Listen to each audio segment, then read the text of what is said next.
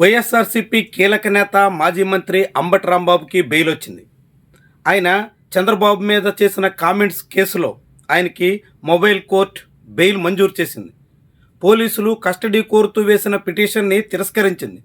Custody petition కొట్టేయడమే కాకుండా Ambati Rambabu కోరినట్టుగా bail మంజూరు చేస్తూ ఉత్తర్వులు ఇచ్చింది. ప్రస్తుతం అంబటి రాంబాబు రాజమండ్రి సెంట్రల్ జైల్లో రిమాండ్ ఖైదీగా ఉన్నారు.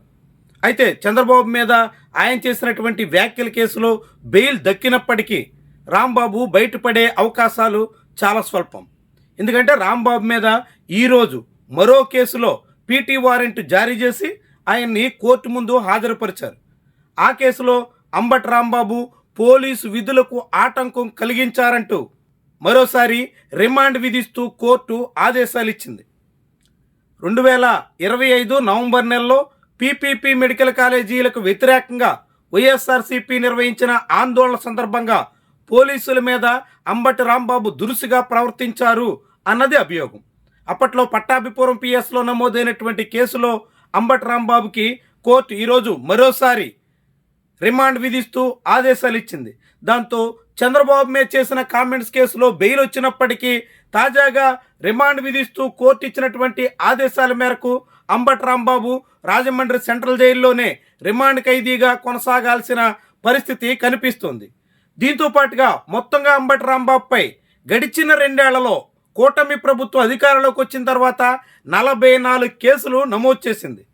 అందులో ఏకంగా చంద్రబాబు మీద కామెంట్ చేసిన తర్వాత రాష్ట్రంలోని వివిధ ప్రాంతాల్లో 36 కేసులు నమోదయ్యాయి. ఈ 36 కేసులను క్వాష్ చేయాలి అంటూ అంబటి రాంబాబు ఏపీ హైకోర్టులో పిటిషన్ వేశారు. అంబటి రాంబాబు వేసిన పిటిషన్ మీద హైకోర్టు విచారణ జరుగుతోంది. నిజంగా క్వాష్ చేస్తారా, కాకుంటే అంబటి రాంబాబుకి నోటీసులు ఇచ్చి ప్రొసీజర్ ప్రకారంగా వెళ్లాలన్న దాని వరకు మాత్రమే పరిమితం అవుతారా అన్నది పూర్తి స్థాయిలో స్పష్టత రావాల్సి ఉంది. అయితే మరొక వైపు మాత్రం అంబటి రాంబాబుకి చంద్రబాబు మీద చేసినటువంటి కామెంట్స్ కేసులో బెయిల్ రావడం రిలీఫ్గానే చెప్పాల్సి ఉంటుంది. ఇక తాజాగా గుంటూరు కోర్టు ఆయన హాజరైనటువంటి సమయంలో రిమాండ్ విధిస్తూ ఇచ్చినటువంటి ఉత్తర్వుల మీద కూడా Ambati Rambabu advocates bail petition వేశారు. ఇది కూడా రేపు కోర్టులో విచారణకు రాబోతుంది. ఆ కేసులో కూడా బెయిల్ మంజూరయ్యే అవకాశాలు ఎక్కువగా ఉన్నాయి అనే అభిప్రాయం వినిపిస్తోంది. అయితే రాష్ట్రంలోని వివిధ పోలీస్ స్టేషన్ల పరిధిలో ఏకకాలంలో ఒకే నేరానికి అంబటి రాంబాబు మీద వివిధ సెక్షన్ల కింద కేసు పెట్టినటువంటి తరుణంలో ఆ కేసులన్నీ ఏమవుతాయి అన్నది ముఖ్యమైనటువంటి విషయం. పీపీపీ మెడికల్ కాలేజీల మీద ఆందోళన సందర్భంగా పోలీసులు విధులకు అడ్డుకున్నారంటూ ఇప్పుడు అంబటి రాంబాబు రిమాండ్లో ఉన్నటువంటి తరుణంలో చంద్రబాబు మీద చేసినటువంటి వ్యాఖ్యలకు గాను ఆ తర్వాత జరిగినటువంటి పరిణామాలతో నమోదైనటువంటి 36 కేసుల విషయం ఏమవుతుంది అన్నది తేలాల్సి ఉంది. ఇదంతా ఏపీ హైకోర్టు పరిధిలో ఉన్నటువంటి నేపథ్యంలో హైకోర్టు నిర్ణయానికి అనుగుణంగా అంబటి రాంబాబు భౌతవ్యం ఆధారపడి ఉంటుంది.